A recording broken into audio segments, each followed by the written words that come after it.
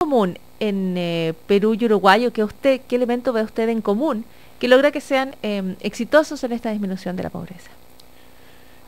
En este último periodo hubo todavía un crecimiento de las economías regionales y eso favoreció un buen desempeño del mercado de trabajo que contribuye para el aumento de los ingresos. Pero también, claro, todos esos países tienen alguna forma de política social que contribuye también para reducir la pobreza.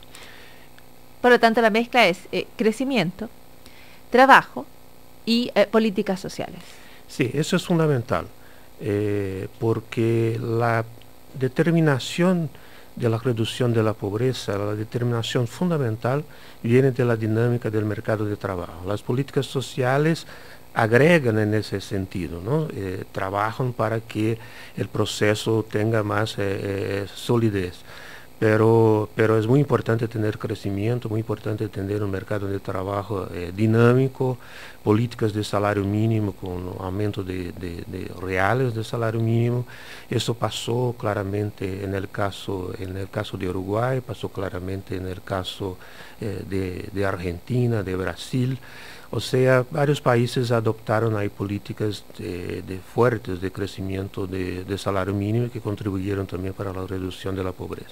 Ahora, Antonio Prado, hay quienes dicen que, por ejemplo, medidas como el salario mínimo no son positivas. En Chile se comenta, ¿no?, cuando los sectores que se oponen a medidas como aquella, porque dicen que afecta a los más jóvenes, porque reduce las opciones de alcanzar el trabajo. ¿Es cualquier tipo de trabajo el que logra disminuir la pobreza, o es el trabajo bajo ciertas condiciones? Mira, el caso del salario mínimo, varios países lograron aumentar el salario mínimo, como el caso de Uruguay, de Brasil, en un periodo en que hubo crecimiento del empleo formal. Entonces, el crecimiento del salario mínimo no afectó la generación de empleo y tampoco la incorporación de nuevas generaciones en el mercado de trabajo. Ahora, hay formas de verificar cuando el salario mínimo ya pasó del límite de sus posibilidades como mecanismo distributivo, que es justamente si hay un aumento del incumplimiento del salario mínimo. Entonces, hay como seguir las dos cosas. Si hay un crecimiento muy grande del salario mínimo seguido por un aumento del incumplimiento, o por lo tanto de alguna forma de informalidad, ahí ya se puede saber que el instrumento perdió la eficacia. Pero eso no pasó en la mayoría de los países que adoptaron políticas así, vamos a decir, más agresivas de crecimiento del salario mínimo.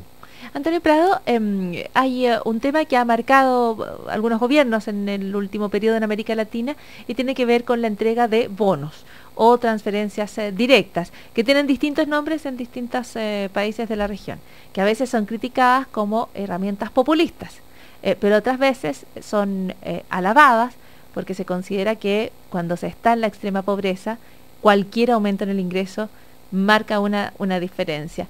¿Qué papel han tenido la entrega de bonos o transferencias directas en la reducción de la pobreza en América Latina? Bien, es muy importante que la opinión pública entienda que los mecanismos de protección social en América Latina todavía son muy poco desarrollados. Eso significa que cuando hay condiciones adversas, los segmentos de la población más vulnerables van a sentir mucho más la situación. Entonces, en este caso es muy importante mantener las políticas sociales, las políticas de transferencias de ingresos para proteger esos segmentos que son más vulnerables. Eso es un tema no solamente de economía, pero también es un tema ético, de protección de los que son más vulnerables. Hay mucho que hacer todavía en América Latina para aumentar la protección social. Todavía estamos lejos de un sistema adecuado de protección social. Entonces, ¿qué pasa? Cuando hay, por ejemplo, situaciones cíclicas, de baja cíclica de la economía, que el crecimiento ya es bajo, mismo una recesión, esos segmentos más vulnerables son tremendamente afectados porque no hay seguro de desempleo que sea adecuado, no hay ninguna indemnización al desempleo adecuada. Entonces, las formas de protección de esos segmentos son fundamentales desde el punto de vista de la cohesión social. Esto es la lección que tenemos que aprender, porque toda vez que hay una crisis muy fuerte, puede ser seguida también por una crisis política, porque afecta directamente la vida de las personas. Entonces, la defensa de la cohesión social pasa por mecanismos de protección que sean más eficaces y que también puedan proteger esos segmentos que son más vulnerables y más expuestos a estas adversidades cíclicas de la economía. O sea, la protección social evita la crisis política en tiempos de crisis económica. Así es.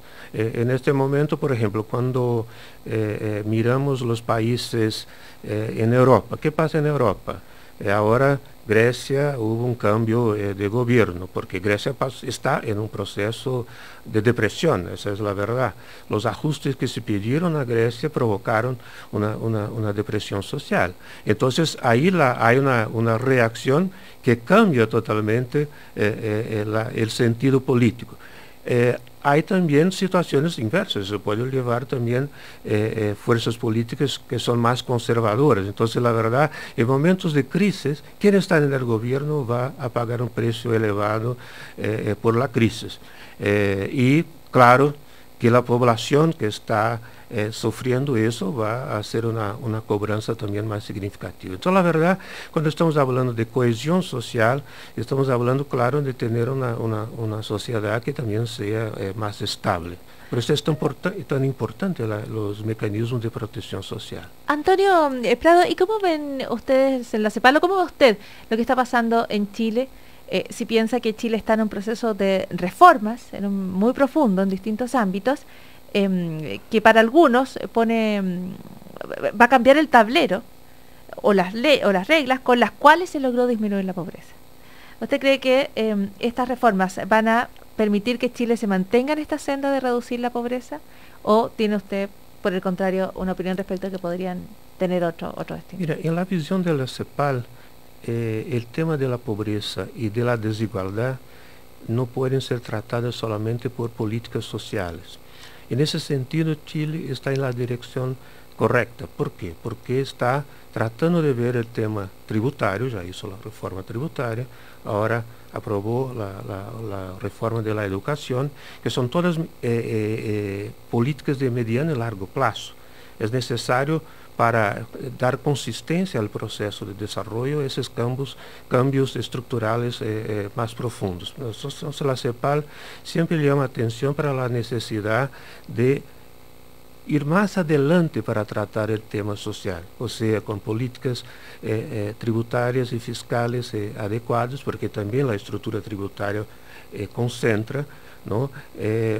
La política educacional, porque ese es un elemento fundamental en la transmisión intergeneracional de la pobreza. Entonces, tener una política educacional adecuada es muy importante, pero también la estructura productiva.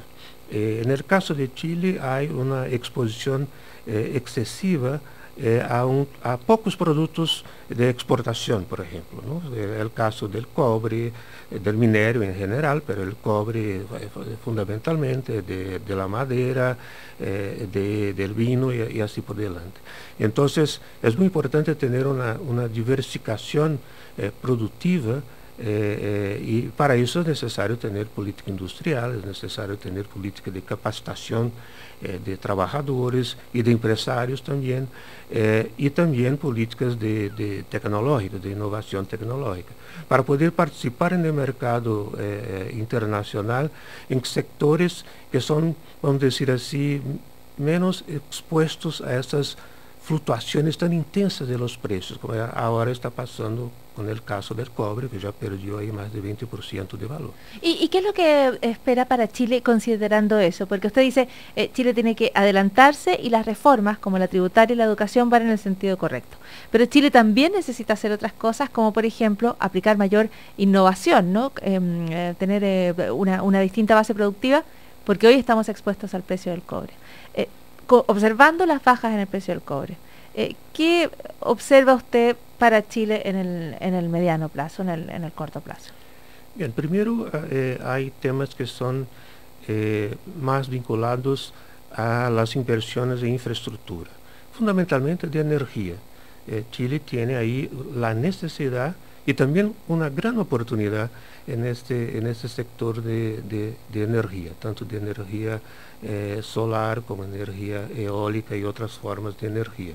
Entonces ahí también ya se trata de un camino para innovaciones, para absorber innovaciones, para diversificar un poco más la estructura productiva. Pero no se puede también dejar de considerar la necesidad de ampliar la agregación de valor a las materias primas, a las commodities que Chile produce.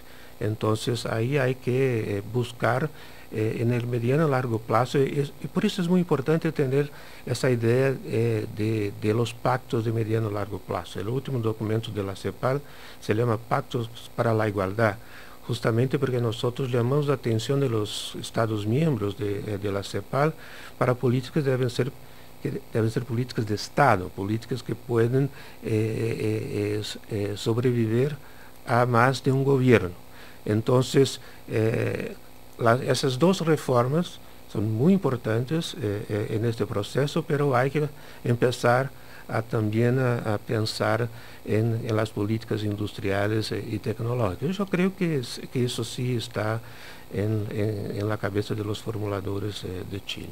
Antonio Prado, usted que tiene la mirada regional y la mirada comparativa, hay quienes están planteando que muy pocos países logran hacer cambios tan profundos como los que está haciendo Chile en el marco de procesos democráticos y de cierta tranquilidad, como está pasando acá, independiente que el debate a veces sea, que sé yo, con más gritos o menos gritos, pero en general en un ámbito de tranquilidad. ¿Usted coincide en que hay cierta excepcionalidad en este proceso de reformas en Chile, o usted ha visto lo mismo en Brasil, Uruguay y otros países?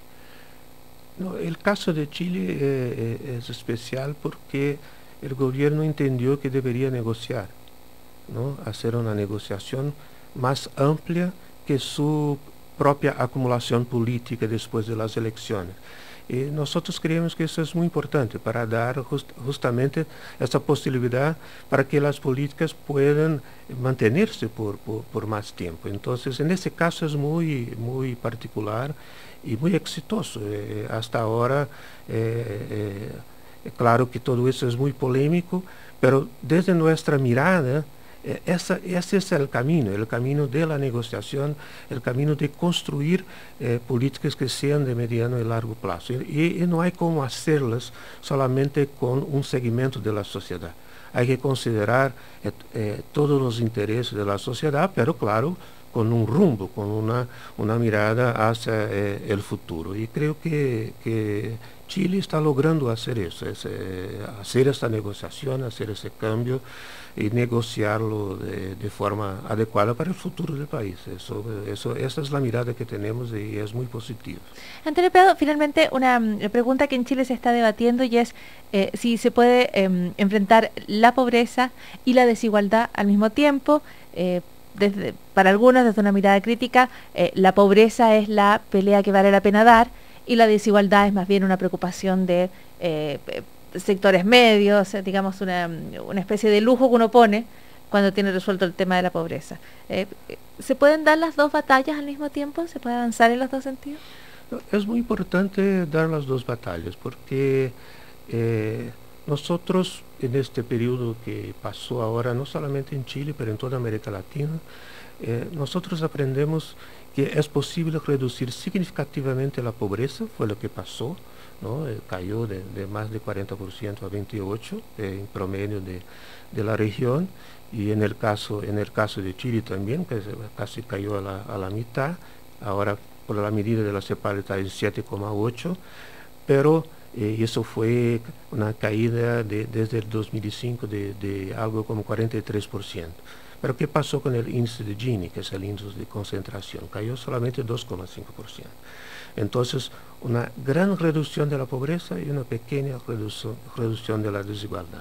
Ahora, las sociedades contemporáneas piden cada vez más participación, piden cada vez más tener voz en la política. Y claro que una profunda desigualdad significa también que los que tienen más ingresos, los que tienen más riquezas, también tienen más voz en el proceso político. Y eso ya la gente ya no acepta así tan fácilmente. Por eso que la CEPAL lanzó un documento llamado La Hora de la Igualdad, porque los Estados miembros tienen esa percepción, tanto que el tema de la igualdad está presente en la plataforma política de todos los países, independiente del color político. Puedes tener un ritmo más fuerte, menos fuerte, prioridades con focos diferentes, pero está ahí el tema de la igualdad, hasta desde el punto de vista internacional. Las agencias multilaterales ahora hablan, los bancos principalmente hablan del tema de la igualdad, el gobierno de Estados Unidos habla del tema de la igualdad, y el libro más vendido en el mundo de economía es justamente lo de Piketty, que trata el tema de la igualdad, no solamente de los ingresos, pero también del tema de la riqueza. Entonces, está ahí, es una cosa muy contemporánea, muy presente, y yo creo que todos deben estar alertas para este tema, porque está en la cabeza de la ciudadanía. Es interesante, o sea, no se va a poder elegir entre luchar contra la pobreza y la desigualdad. La lucha contra la pobreza es una obligación de todos, y la lucha contra la desigualdad es una demanda masiva hoy, si lo entiendo bien, ¿no? Y la agenda post-2015, que es la agenda que va a suceder las metas del milenio, permanece ahí el tema de la pobreza, pero también está el tema de la igualdad. Entonces, y esa agenda fue construida por los Estados miembros de las Naciones Unidas. Va a ser decidida este año, en septiembre, pero están ahí los 17 objetivos de desarrollo sostenible, están ahí temas muy vinculados a esta agenda de disminución de la pobreza, la verdad, ahí está como eliminación de la pobreza, ¿sí? Y de la reducción de las desigualdades en todos los niveles, no solamente desigualdad de ingresos, pero también desigualdad desde el punto de vista de género, desde el punto de vista de etnias y así por delante. Hay así una visión bastante comprensiva que está en debate entre los países miembros de las Naciones Unidas, y que va a ser decidido en septiembre del 2015 por todos los países del mundo. El 2015 entonces, en septiembre, vamos a ver qué es lo que se decide allí. Le agradecemos mucho la entrevista hoy en Radio Cooperativa a Antonio Prado, secretario ejecutivo adjunto de la CEPAL. Muy buenas tardes, Antonio. Buenas tardes. Nos vamos a la pausa y volvemos.